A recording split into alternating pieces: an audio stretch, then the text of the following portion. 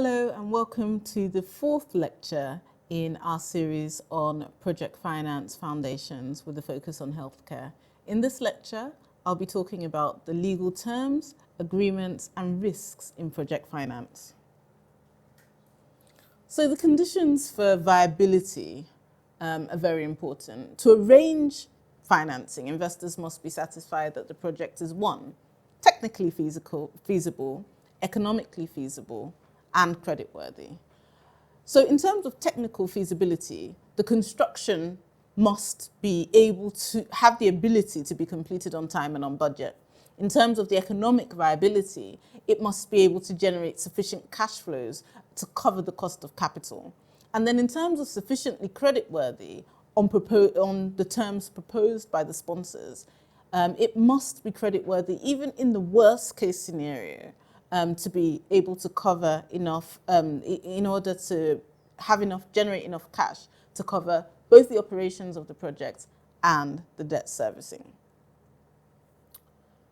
Risks. I think, the biggest risk that people point out compared to corporate finance is that the project has no credit record. Because of that, that brings up significant risks. Business and financial risks like completion, technological risks, raw material supply, economic risks, financial risks, currency risks, political risks, environmental risks, and force majeure risks. So this was an LNG project in Mozambique that has been covered a lot in the news.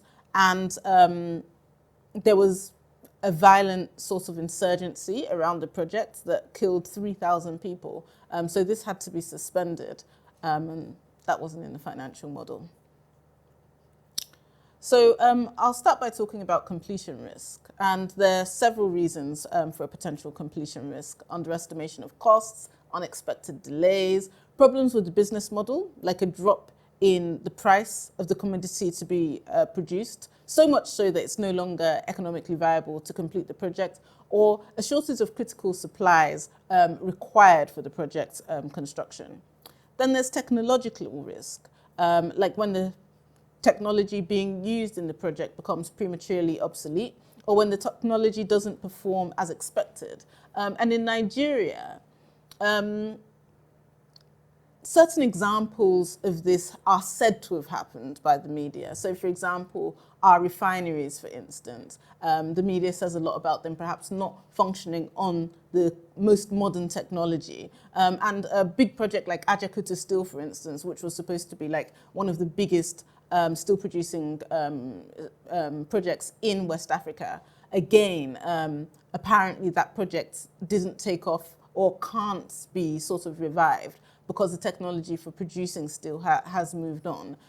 This is just media hearsay. I don't have the technical details, but just having those kind of projects in your mind kind of helps us all to think about what technological risk is and how, some technologies can become prematurely obsolete. And sometimes the technology, especially when it's new technology, doesn't perform as expected. And that's why most project finance transactions are built along known technology with not too many sorts of variables in terms of whether the technology is going to rapidly evolve or not perform as expected. So project finance isn't, made for experiments. It's made for, usually used for things that are pretty well-known technology, tried and tested in different parts of the world. Raw material supply risk, and this is particularly related to natural resources, where one of the factors necessary for production might become depleted. So one of the things that you can do to avoid that is check the mineable reserves. And a rule of thumb, I would say, is that have 2 to 3 times the mineable reserves available and accessible in case to avoid this raw material supply risk. And then there's the economic risk. Demand for a project might not be sufficient enough to generate revenue to cover the operating cost and the debt service cost, whilst preparing and providing a fair return to equity holders. There could also be a decline in the price of the project's output, or an increase in an important raw material that makes the project economically unviable. Forward contracts, which I talk a lot about in my banking and capital markets video, can help mitigate this economic risk. There's also the financial risk. If there's a floating debt rate, rising interest rates could jeopardize the projects as well. Currency risk, and this is the central bank governor of Nigeria, Mr. Godwin Emefiele, and the entire tenure, his entire tenure has been sort of characterized by conversations around currency and currency risk. And I think, this is probably what he spends 90% of his time dealing with, the issues in the fluctuation of the value of the naira and how to manage it in a way that's acceptable to all stakeholders in the business community and obviously the Nigerian citizenry at large.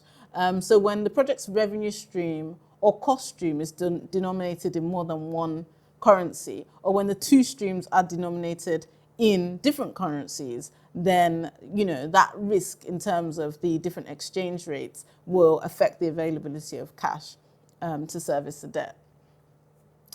Political risk. This is one of our most famous politicians in Nigeria.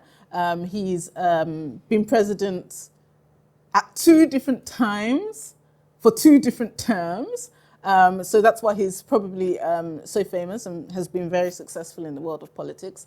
And political risks are huge, particularly in emerging markets, but also even in developed markets, like we saw in the Eurostar Eurotunnel case.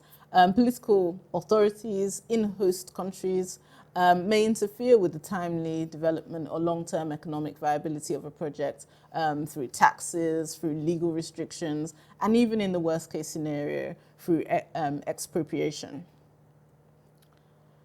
There's also environmental risk when the environmental effects of a project may cause delays, e.g. disposal of certain materials, like in a mine or in a nuclear plant, that are dangerous to the environment. And then there's force majeure risk, where the fact that a discrete event may disrupt or stop the project.